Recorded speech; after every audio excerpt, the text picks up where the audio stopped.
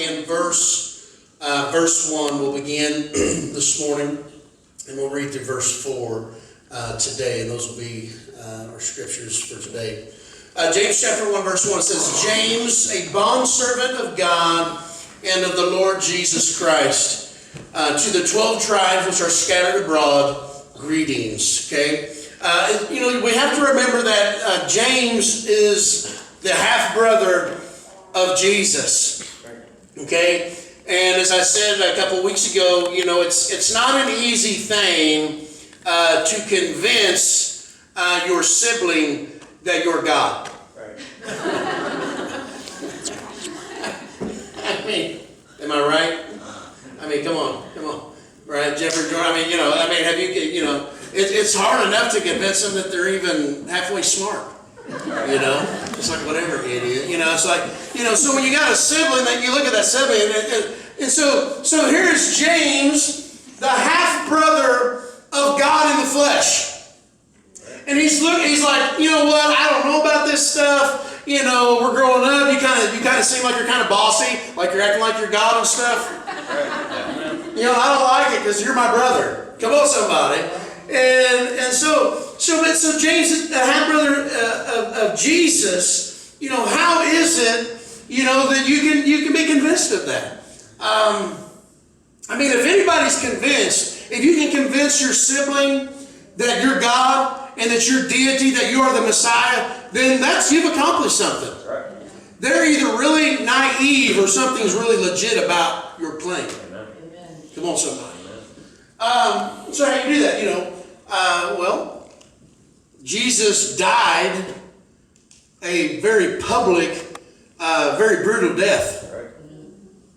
James seen it. He's seen it all going down.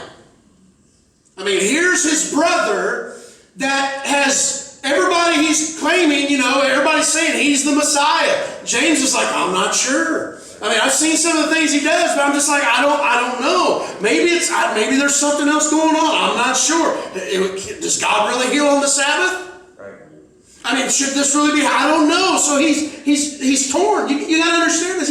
And so he dies a very public, very brutal death. James sees it all go down. And so he's like, well, see, he's dead. So if he was God, he wouldn't be dead.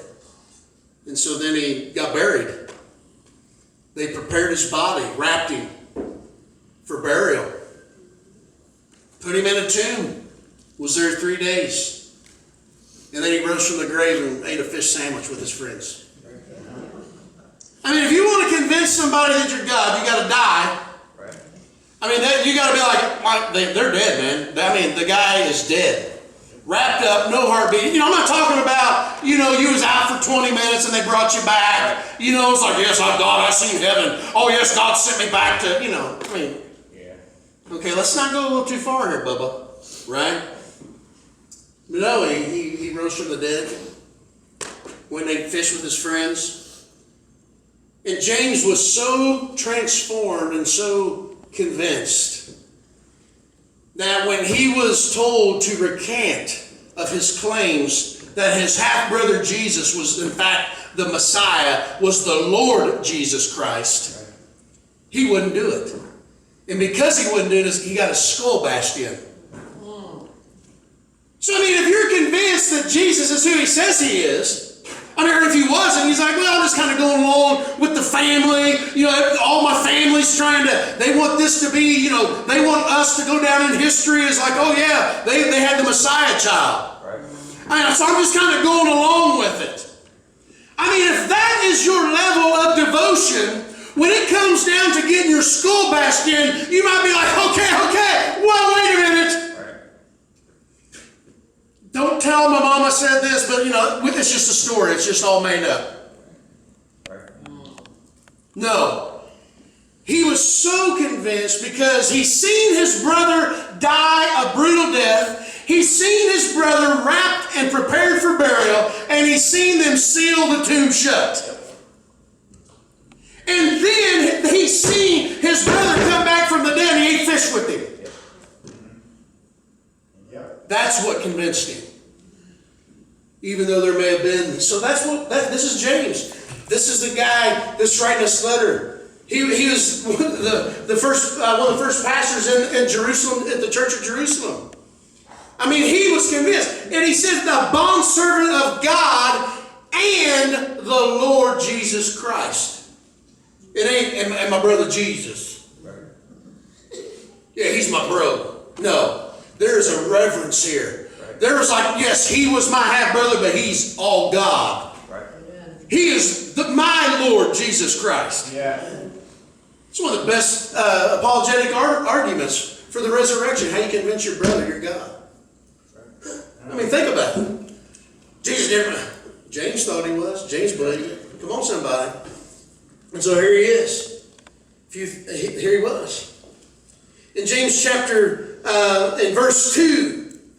In verse 2, he says this. He says, my brethren. So he greets them. The church is in persecution. They're fleeing for their life. He greets them and he says, he reads the letter and he says, my brethren, greetings. And he goes on, he says, my brethren, count it all joy when you fall into various, when you fall into various trials. My brethren, count it all joy when you fall into various trials.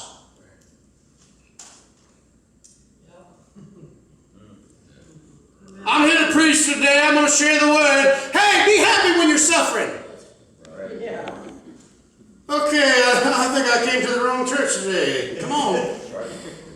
James, the half-brother of Jesus, who knew all about suffering, who's seen his brother suffer, who has seen now the church suffering, led by the Spirit of God, says, hey, I know you're going through it. I know life isn't easy. I know you're suffering. I know you're scared. I know you're not sure what's going on. But count it all joy.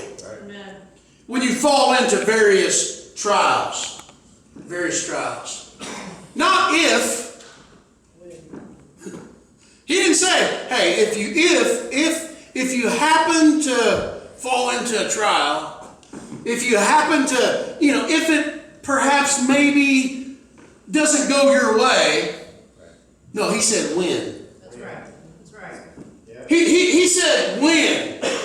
He said when you fall into various trials. Listen to me. Nobody likes falling into anything. That's right. Except maybe love. Right. I just love. I just fell in love. I just falling in love. Ooh. No. Nobody likes falling. Anybody like falling? Nobody likes falling. But I'm going to tell you something. It is funny sometimes to see people fall.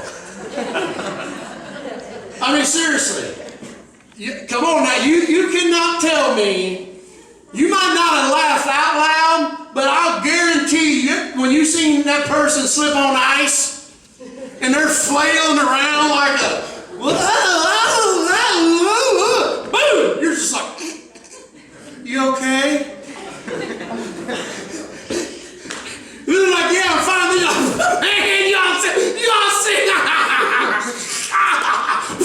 Oh, boom! Right. You know it's true, man.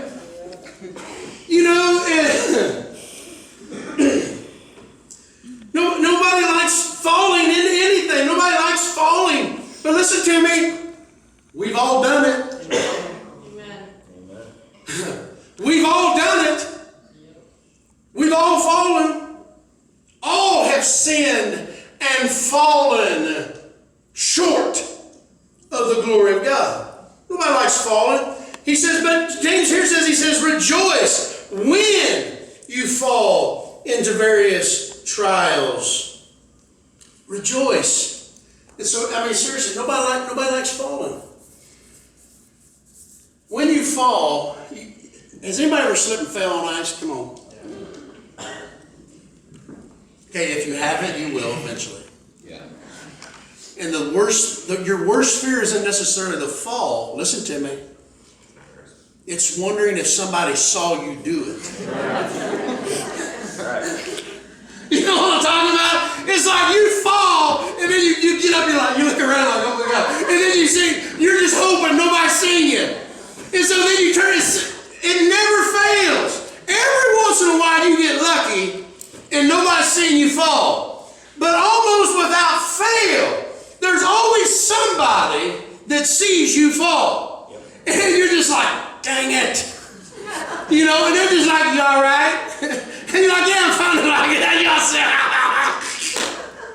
it's funny. But how many of y'all know it's not funny if it's you falling? Right. It's embarrassing. Yep. It is. Right. It's embarrassing. It hurts your pride, if you will. It humbles you. See, sometimes it's easy to laugh and get self-righteous when you see other people fall. Right. Well, if they just do this and if they just do that and they just need to do this and they need to do that. Yep. It's easy to get self-righteous when other people are struggling. Yep. It's easy to get self-righteous when you think your kids do no wrong. It's easy to get self-righteous when you think you and your marriage are the best example. Right. Yeah. Come on, somebody. But we all fall. And nobody likes falling. That's right.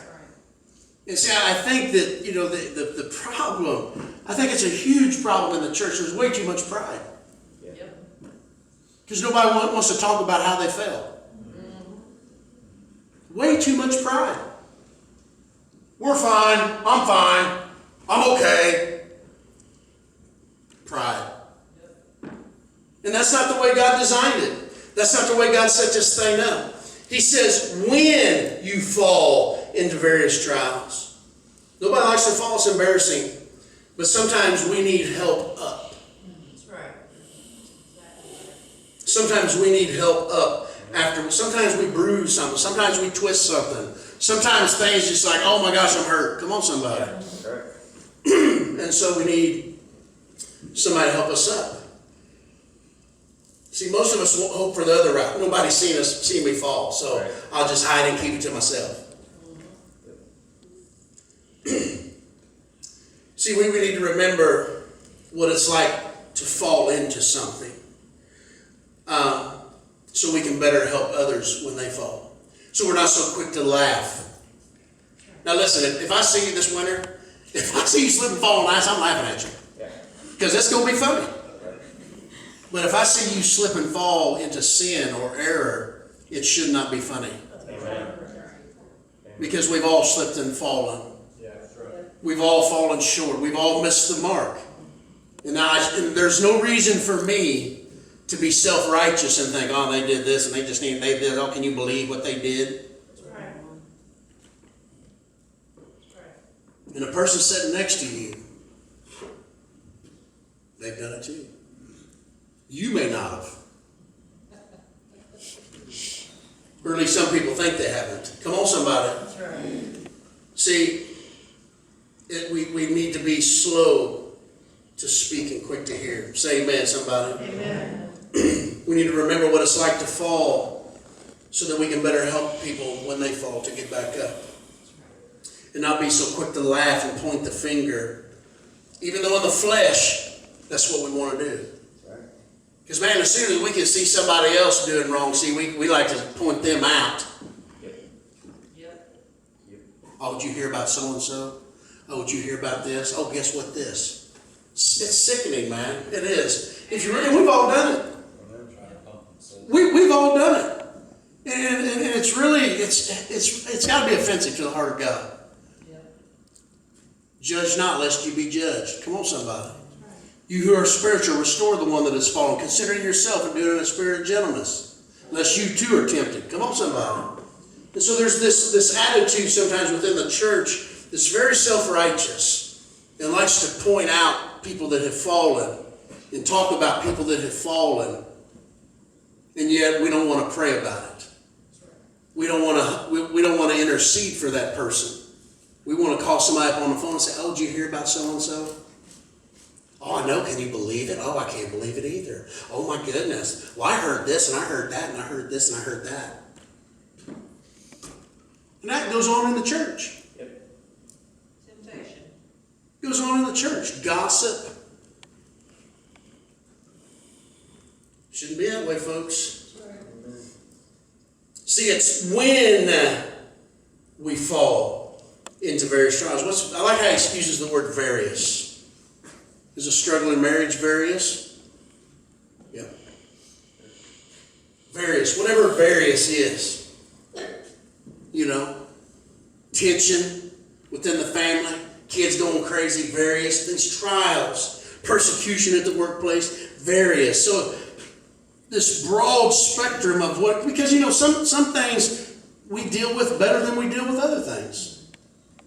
So this various, it covers this spectrum of this trial, this suffering, this uncomfortable place, this season in our life that we find ourselves at times. You know, none of us want to be there. But James is saying, count it all joy. I'm really wondering if I'm in the right church today. I'm really wondering. He says, count it all joy. See, and listen, I realize as a pastor, I realize that for some of you here today, it's not when, it's right now. Right. Yeah.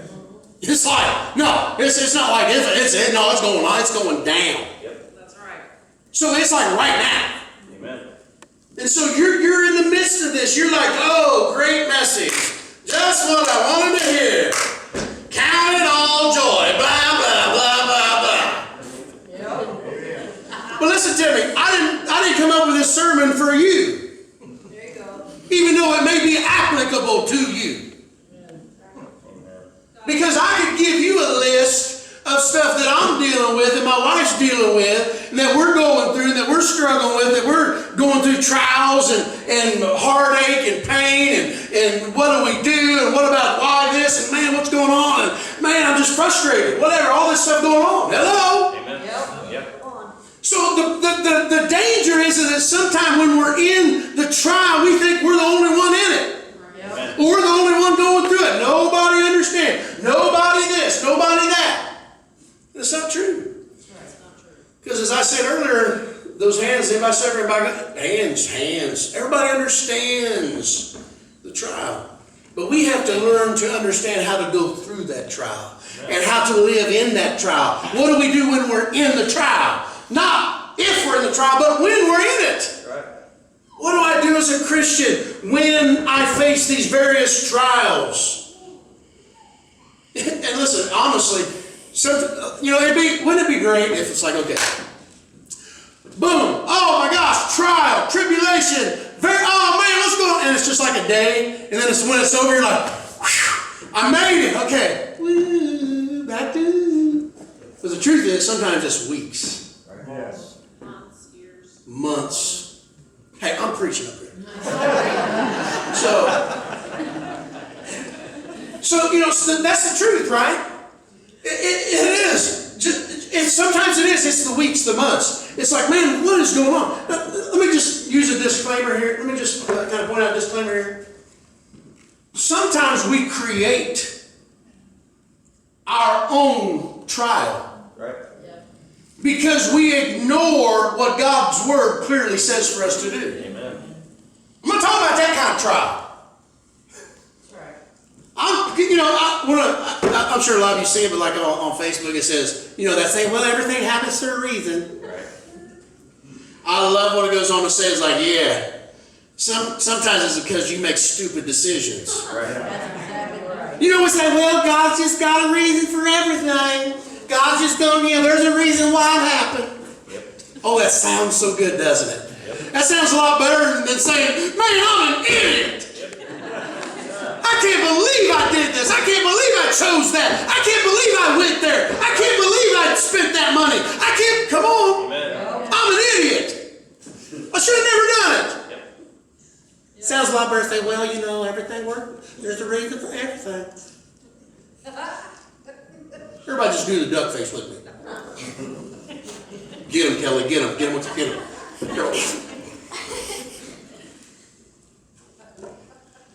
Hey, we've all been there. Come on, somebody. All of us got little trophies for stupidity. Oh, yeah. All of us got little stupid trophies. Oh, yeah, I remember that trophy. But see, we don't like to display them. Right. There's no case in our house. That's what we ought to do. Just I'm going to remind myself that sometimes I make stupid decisions. I'm going to remind myself of that stupid decision. There's my little trophy for it. Ooh, that's a big trophy. I must have did real good there. Come on, somebody. I won the grand prize. Woo!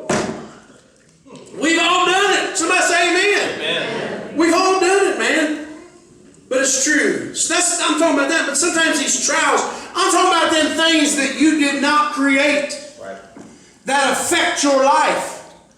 That you didn't want happening. That you did not ask for. Come on, somebody. But in the midst of those trials, God will use all things together. Come on, somebody. God will use all things together for your good. Amen. Then James goes on to say, but let patience have its perfect work. Oh! He says, not only have joy, but just be patient and let it do its work. Amen. Right? So that's what he's doing here. That's what James is saying. He's speaking. He's not speaking just like saying, hey, no, he's talking to people that are going through stuff. They're going through it. See, the truth is that life is mountaintops and valleys. Right. And as soon as you let someone convince you that you can always live up here on the mountaintop, oh, will you be disappointed? Yeah. Right.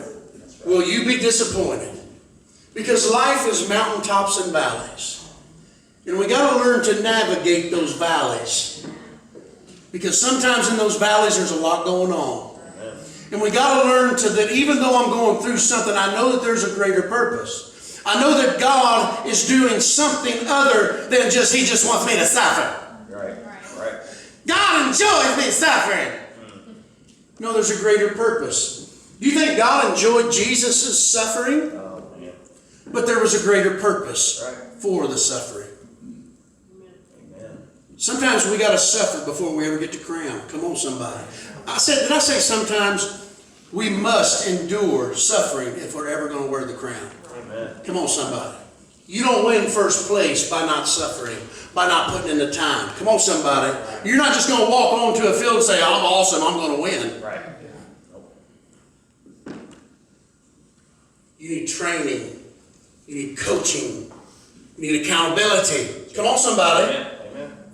You got to walk this thing out. Right. So it's mountaintops and valleys. And sometimes, as I said earlier, sometimes it's days and months. Sometimes years. But in the midst, James is saying, count it all joy. Count it all joy. And it's like, what? It sounds crazy. It sounds unrealistic, doesn't it? It's like, that's just not possible. It's just not possible. Then why is it there? Why is he saying, why is he commanding, why is he saying, teaching, count it all joy, brothers? Right. Count it all joy. How many of y'all have ever been in a fight? I mean, I'm not talking about in your mind. I'd like to punch her right in the face. I just can't stand her. I'd like to just slap her upside her stupid head. I'm not talking about thinking about it. I'm talking about actually through fist. Raise your hands. If you've ever punched somebody in the face, let me see your hand. Raise it up.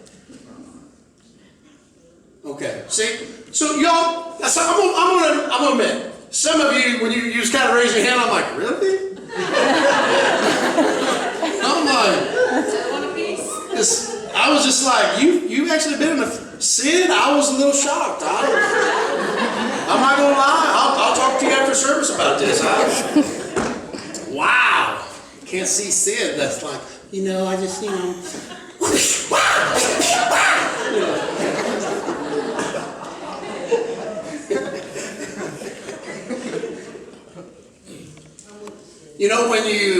when you know you're going to be in a fight, when you know that it's going down, you prepare yourself. Yep. Yeah. When you know that there's going to be a trial, when you know that the storm's coming, you prepare yourself. Amen. See, I think a lot of times we live in this this fantasy world that some Christian whoever made up, that somehow you can just live up here all the time. That, oh, if you'll just do this, you can just be right up here all the time. We buy it because that's what we want. Oh, I don't want any, I don't like stress. I don't want any tension. I just want to be happy. I just want to be happy, all this stuff. Yeah. Man, Jesus is the one that said, hey, in this world, you will have tribulation. Right. Yeah.